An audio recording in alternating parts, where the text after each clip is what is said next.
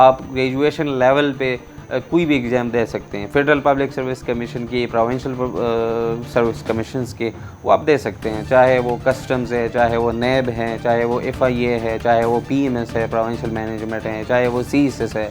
तो आप जब आप परस्यू करते हैं अपनी गोल्स, तो उसमें आपको बहुत चैलेंजेस आते हैं, बहुत जो ना डिप्रेसिव फेजेस से आप गुजरते हैं, आपको डिफरेंट इश्यूज़ फेस करने होते हैं। बिस्मिल्लाहिर्रहमानिर्रहीम, अस्सलाम वालेकुम। मैं हूं डॉक्टर नौमान गफ़ार आवान और आज हमारे साथ हैं डॉक्टर सादिक अली।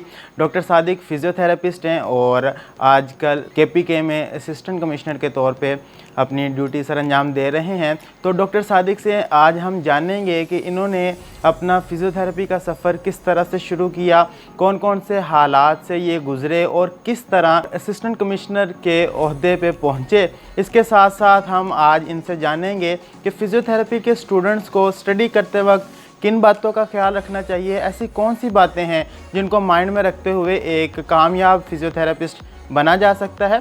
और अगर वो स्टूडेंट्स जो अपनी फ़ील्ड को स्किप करना चाहते हैं, फ़िज़ियोथेरेपी को क्विट करना चाहते हैं, तो उनके लिए कौन कौन से ऑप्शंस हैं, सिविल सर्विसेज में किस तरह से इन किया जा सकता है, सिविल सर्विसेज में किस तरह से इन हुआ जा सकता है, और इस तरह की बहुत सी अहम बातें आज हम डॉक्टर सादिक से जानेंगे। तो इस वीडियो को एंड तक पूरा देखिएगा। सबसे पहले तो मैं शुक्रिया अदा करता हूँ डॉक्टर नौमान गफ़ार आवान का। He has been my friend, my colleague, my batchmate in King Edward medical university. और I was an official tour to Lahore. तो मैंने भी यही ज़रूरत महसूस की, इन्होंने भी यही रिक्वेस्ट किया कि अपने ग्रेजुएट्स के लिए, अपने अंडर ग्रेड्स के लिए कुछ इस तरह की जो है ना कन्वर्सेशन की जाए जो फ्रूटफुल हो उनकी कैरियर के लिए, उनकी काउंसलिंग के लिए, उनकी फ्यूचर प्रॉस्पेक्ट्स के लिए। So I think this content, this video will be fruitful. और जो भी आपके क्वेश्चंस होंगे, इंशाल्लाह आपके मोस्टली क्वेश्चंस आंसर होंगे इसके साथ। जो स्टडी से रिलेटेड बातें हैं वो अगर हम देखें, इसको गेज करें, सो फर्स्ट तो बेसिक्स हैं, जो बेसिक मेडिकल साइंसेज है, जिसमें एनाटॉमी है, फिजियोलॉजी है, फिर साथ में हमारी जो बायोकेमिस्ट्री आती है, फार्माकोलॉजी है, पैथोलॉजी है, मेडिसिन है। तो ये बेसिक्स है। अगर हम इसको पहले सही तरीके से पढ़ें, जैसे फॉर एग्ज़ाम्पल हम एनाटॉमी और फिजियोलॉजी की बात करते हैं, बायोमैकेनिक्स की बात करते हैं, सो फिर हम फील्ड को लें, हम जो क्लिनिकल स्किल्स हैं उनको लें, जो भी हम कंडीशंस ट्रीट करते हैं, स्पेशलिटीज़ है हमारे मस्कुलोस्केलेटल से रेंज करके आपकी इवन वुमेन हेल्थ तक आ गई है स्पेशलिटीज़।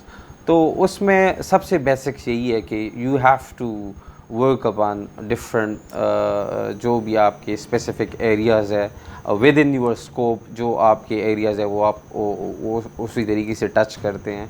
सो बेसिक्स को आप पहले इम्प्रूव करते हैं, उसको सही तरीके से अपना एक फाउंडेशन बनाते हैं। अगर वो स्ट्रांग है, अगर हम फॉर एग्जांपल बात करें बायोमैकेनिकल प्रॉब्लम्स की या मस्कुलोस्केलेटल इश्यूज़ की या ऑर्थोपेडिक इश्यूज़ की, तो पहले उसके लिए आपको एनाटॉमी का बेसिक्स आपको पता हो, बायोमैकेनिक्स के बेसिक्स आपको पता हो, साथ में फिजियोलॉजिकल फंक्शंस के पता हो, तो तब ही आप जो है उसे सही तरीके से from physiology to pathology to biomechanical issues उसको सही तरीके से ट्रीट कर सकते हैं। सो बेसिक्स पे फोकस पहला ज़रूरी है।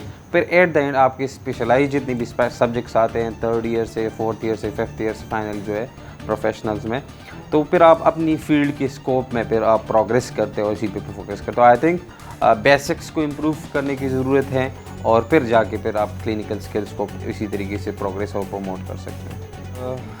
जो जर्नी है, it's being a long journey and this is full of struggle and आप कह सकते हैं कि डिटर्मिनेशन है, गोल ओरिएंटेड अप्रोच है।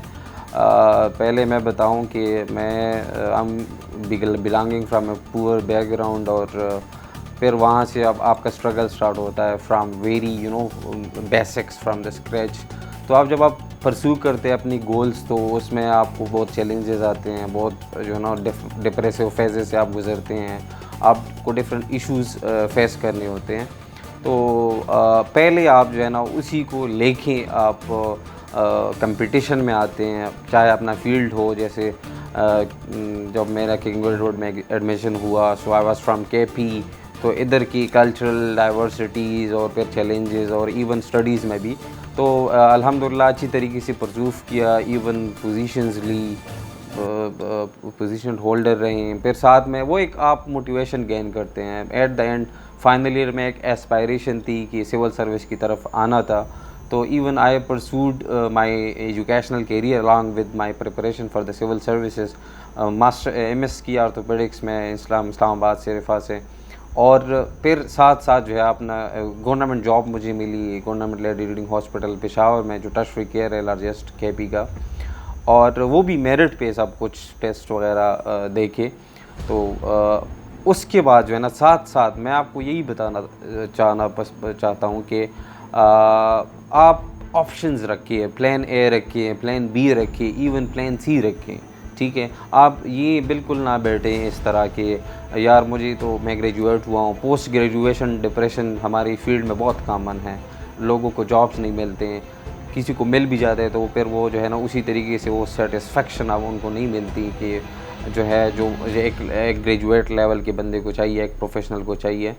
तो आपको मैं यही सजेस्ट करूँगा कि आप अपने साथ प्लान्स रखिए, अपने जो है ना दूसरे गोल्स भी बनाएं, साथ में अपने प्रोफेशन को भी परस्यू करें, अपने स्किल्स को, क्लिनिकल स्किल्स पे फोकस करें। जॉब्स नहीं मिल रहे हैं तो अपने स्किल्स इंप्रूव करें, अपने क्लिनिक्स करें, कुछ और जो है ना अंडर सुपरविजन के जो सीनियर से कुछ स्किल्स सीख लें।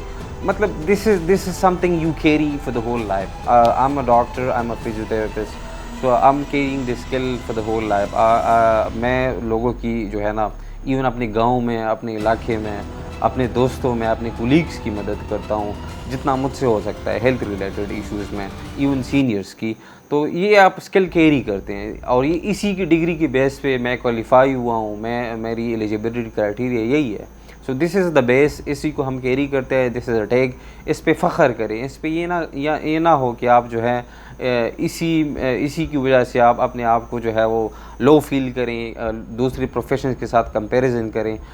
You will have that capability, आप उसी एक पार लेवल पे लोगों के साथ आ जाते हैं अगर आप अपनी स्पेशलिटी में स्किल्स हैं, आ जाते हैं। सिविल सर्विस और कंपटीशन एग्ज़ाम्स और दूसरी प्लेन्स के बारे में जो आप कैरी करते हैं, तो आप अपनी जॉब्स भी कंटिन्यू कर सकते हैं, अपनी स्टडी भी कंटिन्यू कर सकते हैं, अपने एजुकेशनल करियर भी कंटिन्यू रखें, साथ में अपनी दूसरी एवेन्यूज़ को जो है वो दूसरे हॉराइजन्स में आप जो है वो एक्सप्लोर करें। तो अगर आप सिविल सर्विस की बात करें या कम्पिटिटिव एग्ज़ाम्स की बात करें, तो मैं समझता हूँ हमारे प्रोफेशन में जो है ना वो करियर काउंसलिंग के इश्यूज़ हैं और इसी को एड्रेस करना चाहिए। ये वीडियो भी ये जो कंटेंट हम बना रहे हैं इसी वजह से हैं। मैंने भी यही ज़रूरत महसूस की कि ये होना चाहिए, लोगों को आना चाहिए, कंपटीशन में इन हो जाएँ।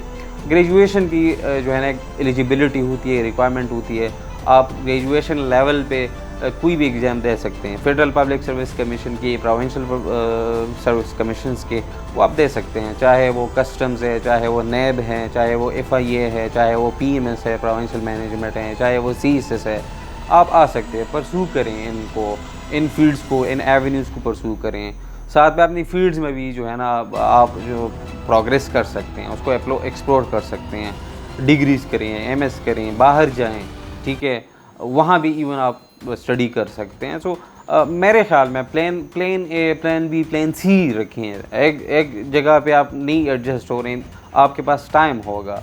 और दूसरी एक बहुत ज़रूरी बात मैं कहना चाहूँगा कि जहाँ भी आप जाते हैं तो एक एज लिमिट और क्राइटेरिया होता है। बिफोर 30 मैं समझता हूँ ये फर्स्ट चैप्टर है, after 30 there will be second chapter. तो अगर आप पहला चैप्टर एंजॉय करते हैं, सेकंड चैप्टर में सफ़र करते हैं। अगर आप पहला चैप्टर में स्ट्रगल करते हैं, सफ़र करते हैं, सेकंड चैप्टर एंजॉय करते हैं, तो 30 एज लिमिट तक जितनी भी आपके पास ऑप्शंस है उसको एक्सप्लोर करें, कंपटीशन में आएँ, सिविल सर्विस में आएँ और डिफरेंट डिपार्टमेंट्स है उसी में जाएँ, तो आप एलिजिबल हो सकते हैं। You will have the skills and potential. और हमारे यहाँ बहुत से ऐसे लोग हैं जिनके जो हैं, जिनमें टेंडेंसी है, जिनमें डेडिकेशन है, जो गोल ओरिएंटेड हैं। मैं डॉक्टर सादिक का बहुत शुक्रगुज़ार हूँ कि उन्होंने अपने बहुत हेक्टिक स्केड्यूल में से टाइम निकाला और इतनी कीमती बातें हमें बताईं। तो डॉक्टर सादिक आपका बहुत बहुत शुक्रिया। Thank you so much doctor Numan. He is been my best colleague, मेरा बैचमेट था, मेरा फ्रेंड, और एक ही साथ किंग एडवर्ड से ग्रेजुएट हुए हैं। और एक ऑफिशियल विज़िट पे था मैं लाहौर में, तो इनसे मुलाकात हुई। टाइम कम था बट ये कि हमने सोचा कि ज़रा गपशप भी हो जाएगी, मुलाकात भी हो जाएगी।